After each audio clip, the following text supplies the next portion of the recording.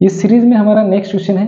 Next question हमारा geometry से है। इसमें हमारी रेडियस दे रखा है और एक कॉर्ड की लंबाई दे रखा है। कॉर्ड ये वाली और ये वाली आपस में इक्वल बता रहे हैं और हमसे ये ए बी अर्थात इसका डायगोनल पूछा है कि डायगोनल की लेंथ कितनी होगी। तो सबसे पहला काम मैं करूंगा, इस ओ वाले पॉइंट को मैं सी वाले पॉइंट से मिला देता हूं। ये ओ ए अगर रेडियस है तो ओ सी भी हमारी रेडियस होगी, अर्थात ये 5 सेंटीमीटर हमें मिल जाएगी।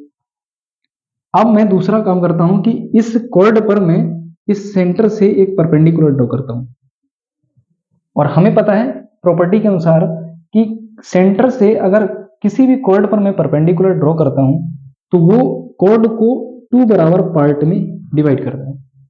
ये अगर कॉर्ड 6 की है तो इतनी लेंथ हमें पता चल जाएगी कि ये 3 की।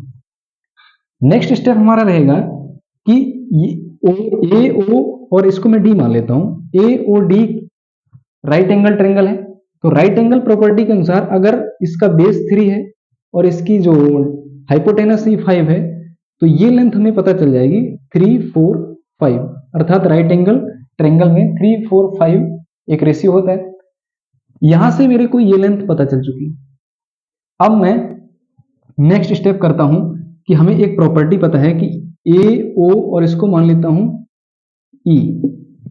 ए ओ ई जो हमारा ट्रायंगल है और बी ओ ई ये आपस में कॉन्ग्रुएंट होंगे, अर्थात सर्वांगसम होंगे। वो कैसे होंगे कि जब भी कोई ऐसा काइट बनता है तो काइट की प्रॉपर्टी के अनुसार ये वाला एंगल और ये वाला एंगल 90 का होता है।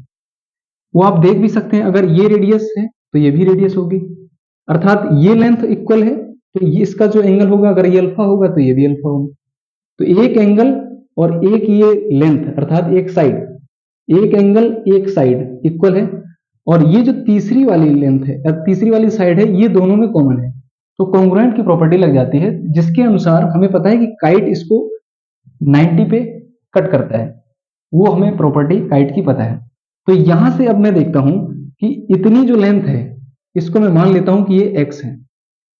ए और ई की जो लेंथ है वो x मान लेते हैं। अब मैं इस त्रिभुज में देखूंगा ए ओ सी में जैसे ही देखूंगा कि एरिया इसका अगर मेरे को फाइंड करना हो तो एरिया के अनुसार हमें पता है कि एरिया ए ओ सी का हो जाएगा 1/2 बेस 6 इंटू हाइट इसकी हमें पता है 4 है।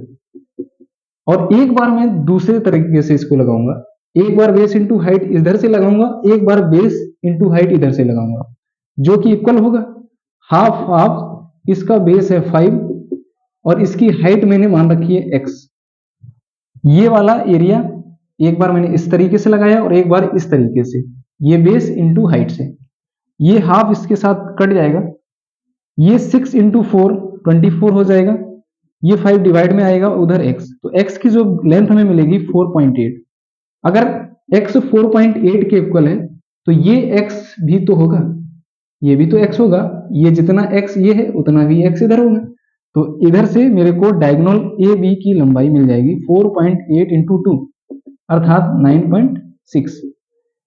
हमें ए बी डायगोनल मिल चुका है। सभी को नमस्कार, राधे राधे।